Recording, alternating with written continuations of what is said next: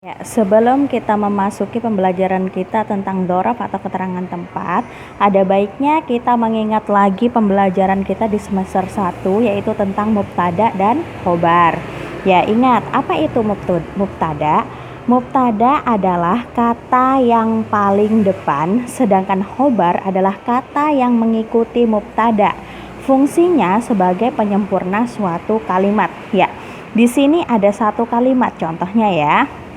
Ada satu kalimat, mana mubtadanya dan mana khobarnya. Ingat, apa tadi mubtada?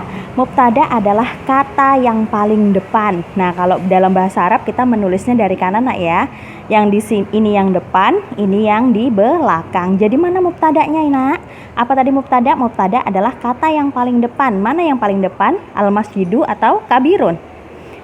Ya, yang di depan adalah al-masjidu. Iya, ini disebut mubtada. Jadi ingat ya, mubtada adalah kata yang paling depan. Ini yang paling depan. Sedangkan khobar yaitu kata yang mengikuti mubtada.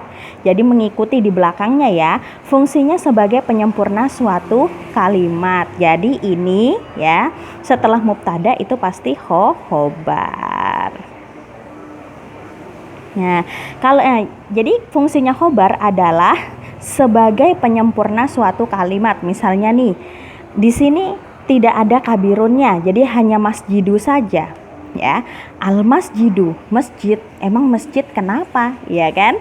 Jadi nggak sempurna itu kalimat. Tapi kalau misalnya ada kabirun, ada besar, jadi kita tahu, oh masjid itu besar. Nah ya kan, coba kalau misalnya masjid saja, emang masjid kenapa masjid? Ya kan, kita nggak tahu tuh kenapa masjid. Nah, tapi kalau ada khobarnya, ya ada penyempurnanya, ya kata penyempurnanya, maka kita tahu bahwasanya masjid itu besar. Ya, kabirun di sini, khobar di sini, ya berfungsi sebagai kata sifat. Jadi masjid ini sifatnya adalah besar. Masjid itu besar. Ingat, mubtada tadi adalah kata yang paling depan, maka khobar itu adalah kata yang mengikuti mubtada atau kata yang ada di belakangnya mubtada. Ya, sampai sini paham ya? Satu lagi misalnya, al-madrasatu wasi'atun. Ya, apa tadi mubtadanya?